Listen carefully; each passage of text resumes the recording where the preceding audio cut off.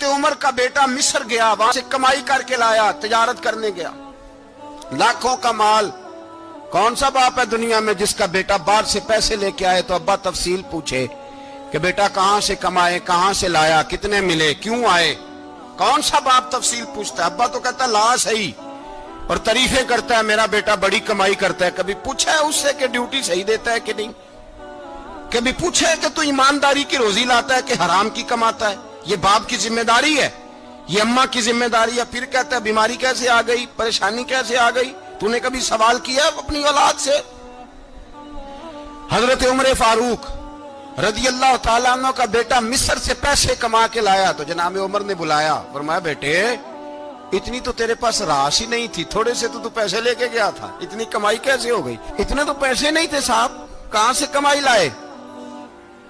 اس نے کہا ابا جی وہ جو میرے چچا ہے نا مصر کے گورنر، آپ کے دوست، انہوں نے میری مدد کی ہے۔ فرمایا جتنے لوگ گئے تھے سب کی ہے مدد اس نے؟ کہا نہیں صرف میری کی۔ فرمایا تیری کیوں کی؟ تیری کیوں کی؟ کہا حضور آپ کے دوست ہیں۔ فرمایا چپ کر، حضور انہوں نے مجھے اتنے پیسے دیے، میں نے کاروبار میں ڈالے تو نفع آیا تو میں ان کی رقم دے کے۔ فرمایا خاموش ہو جا، باقی جتنے لوگ گئے تھے سب کی مدد کی اس نے؟ کہا نہیں حضور صرف میری کی۔ فرمایا اس نے تیری مدد نہیں کی، اس نے خلیفہ کے بیٹے کی مدد کی، اس لیے کہ وہ خلیفہ کو اپنے حق میں نرم کر سکے۔ فرمایا آدھا مال تیرا ہے، آدھا مال غنیمت کا ہے، مال خزانہ کا ہے، مسلمانوں کا ہے، اس لیے کہ تو جو وہاں سے مال کما کے لایا ہے وہ اپنے باپ کے خلیفہ ہونے کی وجہ سے کما کے لایا ہے، لہذا رکھ ادھر۔ یہاں کہتے ہیں کدھر سے آیا، کیسے آیا، کون سا حساب دیں، کیا کریں؟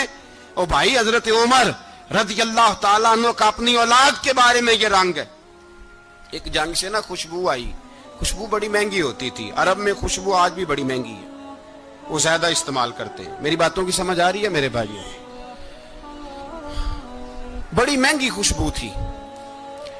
جب وہ خوشبو آئی تو حضرت عمر نے کہا، گھر میں پہلے پہنچی حضرت عمر کے، چونکہ زیادہ عورتیں استعمال کرتی تھی گھر کے اندر خوشبو، مرد بھی لگاتے تھے۔ حضرت عمر نے اپنی بیوی سے کہا، آپ کی زوجہ تو تھی وہ بڑی خوشبو کو پسند کرتی تھی۔ حضرت عمر نے اپنی زوجہ سے کہا کہ خوشبو لاؤ، میں نے ایک عورت کی ڈیوٹی لگائی ہے، وہ خوشبو تول کے نا تو حصہ برابر صحابہ میں بانٹ دے گی۔ تو آپ کی زوجہ کہنے لگی کسی بی بی کی ڈیوٹی لگانے کی کیا ضرورت تھی، میں جو موجود تھی میں بانٹ دیتی ہوں تول کے حصہ برابر۔ آپ نے فرمایا نہیں تو رہنے دے، وہ فلانی بی بی بانٹے گی۔ حضور میں نے بھی بانٹنی ہے، میرے پہ کچھ حق ہے؟ آپ نے فرمایا نہیں تو تفصیل نہ پوچھ، تو خوشبو دے دے، کوئی اور بانٹے گی۔ خاتون خانہ تھی نا، کہنے لگی نہیں مجھے بھی آج آپ کو بتانا ہی پڑے گا کہ کوئی جو بانٹ سکتی ہے تو میں کیوں نہیں بانٹ سکتی؟ زوجہ کہتی عمر نے بات کی تو میری چیخیں نکل گئی۔ حضرت عمر فرمانے لگے جب تو خوشبو بانٹے گی نا تیرے ہاتھوں کو بھی لگے گی، تیرے دوپٹوں کو بھی لگ جائے گی۔ اگر رب کریم نے مجھ سے سوال پوچھا کہ عمر خوشبو تو مسلمانوں کی تھی، تیری بیوی کے دوپٹے کو کیوں لگ گئی، تو میں اللہ کے حضور کیا جواب دوں گا؟ اگر اللہ نے یہ سوال کیا کہ تیری بیوی نے کیوں لگائی، وہ تو حصہ تھا مسلمانوں کا، تو نے تیری بیوی نے کیوں لگائی؟ تو فرمایا میں نہیں چاہتا کہ اللہ کے حضور مجھے اور تجھے باز پرس ہو، لہذا کسی اور کو بانٹنے دے۔ زوجہ روئی اور تڑپ کے کہنے لگی عمر مجھے لگتا ہے صبح قیامت بھی تیری بیوی ہونے کی وجہ سے اللہ مجھے جنت عطا فرما دے گا، تیری زوجہ ہونے کی برکت سے۔ بھائی یہ معیار رکھا، خدا کی قسم ایسا شخص تاریخ میں دوبارہ نہیں آیا۔ اتنا بڑا آدمی، اتنا بڑا شخص، اتنا بڑا آدمی، اور پھر رنگ یہ ہے کہ عمر 22 لاکھ مربع میل کا حکمران، 22 لاکھ، اور کھجور کے درخت کے نیچے مٹی کا ڈھیلا لے کے سو گئے ہیں، پرواہ کوئی نہیں، کوئی مسئلہ ہی نہیں۔ 2 غلام ساتھ بیٹھے تو ایک روٹی حضرت عمر نے گھر سے منگوائی، تھوڑا سا سرکہ، تو غلام کہنے لگے ہم نے بھی کھانی ہے۔ فرمایا کوئی حرج نہیں، روٹی کو پیٹ بھر کے کھانا ضروری تو نہیں، 3 حصوں میں بانٹ لیتے۔ ایک آدمی آیا ہوا تھا مصر کا رہنے والا ملنے کے لیے، اس نے پوچھا عمر کدھر ہے، تو کہا وہ ادھر جاؤ مسجد میں بیٹھے ہوں گے، اور واپس آیا تو کہنے لگا وہاں تو 3 غلام بیٹھے ہیں، ایک روٹی بانٹ کے کھا رہے ہیں، لگتا ہے کئی دنوں سے روٹی نہیں ملی۔ کہا 3 غلام تو کوئی نہیں، وہاں 2 ہی تھے، تیسرے تو امیر المومنین تھے۔ اس نے کہا نہیں نہیں، 3 غلام ہیں، کپڑے بھی ایک طرح کے پہنے ہوئے، بلکہ 2 کے تو پھر صحیح ہیں، تیسرے کے تو زیادہ ماڑے ہیں، کپڑے بھی ایک طرح کے، کھانا پینا بھی ایک طرح کا، اور ان کا نشست برخاست بھی ایک طرح کی ہے، لہذا کوئی فرق نہیں۔ حضرت ابو ہریرہ کہتے ہیں میں لے کے آیا، اور جناب عمر کو جب میں نے کچی زمین میں تامت سمیٹ بیٹھے دیکھا تو میں رو پڑا۔ میں نے اس مصر سے آنے والے کو کہا تو اس کے جلوے دیکھ، اگر اس کی ذات میں اتنا حسن ہے تو محمد عربی کا مقام کیا ہوگا؟ یہ مقام غور ہے، مقام غور۔ 10 محرم کو لوگ دیگے پکائیں گے نا؟ نہیں پکانی ہے؟ کوئی بول دے نہیں، ہاں نہ نہیں کر دے، پروگرام بدلیا تو نہیں دی عید کی کہ وہی کام شروع ہوا ہے لاسٹ ٹائٹ ہونے والا؟ کیوں جی پکنی ہے نا دیکھیں 10 محرم کو انشاءاللہ تعالی، ہم بھی پکائیں گے انشاءاللہ، یہاں بھی پروگرام ہوگا۔ تو 10 محرم کو جو دیگ پکنی ہے تو ایسا نہیں ہو سکتا کہ 1 محرم کو حضرت عمر کے نام کی بھی کوئی پک جائے۔ اگر امام حسن حسین کے نام کی دیگیں پکیں تو جو امام حسن حسین سے پیار کرنے والے ہیں، جو امام حسن حسین سے، ہم لوگوں نے بھی عجیب رٹا اپنایا ہے نا، ہم لوگ بات کا ایک پہلو دیکھتے ہیں دوسرا نہیں دیکھتے۔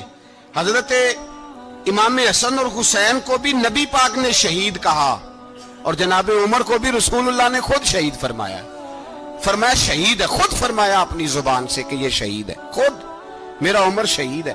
تو ان کے نام کی دیگ نہیں پکنی چاہیے، اس طرف نہیں ہماری توجہ ہونی چاہیے۔ اور اہل بیت یہ بات میں پہلے بھی کرتا ہوں، آج پھر کرنا ضروری سمجھتا ہوں، اہل بیت کا پیار، سن لو کان کھول کے، اہل بیت کا پیار اگر ہمیں کسی نے سکھایا ہے تو سیدنا عمر فاروق نے سکھایا ہے۔ اہل بیت نبوت کی محبت اگر کسی نے سکھائی ہے تو کس نے سکھائی ہے؟ بول کے بتائیے۔ حضرت عمر نے، اہل بیت کا پیار ہمیں حضرت عمر نے بول کر کے سکھایا ہے۔ بھائی یاد رکھیں، کسی کی طاقت نہیں تھی دم مارنے کی حضرت عمر کے سامنے، طاقت ہی نہیں تھی، کیسر و کسرا کانپ جاتے تھے، جرأت ہی نہیں کرتے تھے حضرت۔ اور ہمارے تو تعلقات بڑے ہیں نا غیروں سے۔ حضرت ابو موسیٰ اشعری رضی اللہ تعالیٰ عنہ فرماتے ہیں میرا منشی سائی تھا، وہ کاتب کہتے تھے وہ لوگ، میرا حساب کتاب عیسائی تھا۔ تو فرماتے ہیں ایک دن میں نے وہ سارا حساب کتاب لین دین کے حضرت عمر کو دکھائے تو فرمانے لگے جس نے لکھے ہیں اس کو بلاؤ۔ کہنے لگے حضور مسجد نہیں آ سکتا۔ کیوں نہیں آ سکتا؟ کہنے لگے وہ عیسائی ہے۔ کہتے ہیں حضرت عمر جلال میں آ گئے، آپ فرمانے لگے جنہیں رب دور کرتا ہے تم کیوں قریب کرتے ہو؟ جنہیں اللہ دور کرتا ہے، فرمایا تم غیروں کو اگر عہدے دو گے تو اپنوں کا کیا بنے گا؟ اگر تم غیروں کو عہدے دو گے تو اپنوں کا۔ یہ سوچ ہے جو آج برما کے مسلمانوں کے لیے بھی ضروری ہے۔ کہا اگر تم غیروں کو عہدے دو گے تو اپنوں کا۔ ہم نے غیروں کو عہدے دیے تو دیکھا نا اپنے کس طرح کاٹے جا رہے ہیں۔ غیروں کو جو عہدے دے دیے جرانے سارے غیروں سے، روز دعویٰ ہوتا ہے چین ہمارا سجن ہے، چین ہمارا دوست ہے۔ او بھائی دوست ہے تو اس سے کہو نا کہ برما تو تمہاری ایک چھوٹی سی ریاست ہے، چین کے بغیر تو وہ سانس بھی نہیں لے سکتا، اس کو کہو نا اس حکومت پہ دباؤ ڈالے۔ لیکن ہم لوگوں نے غیروں کو عہدے دیے تو اپنے پس گئے۔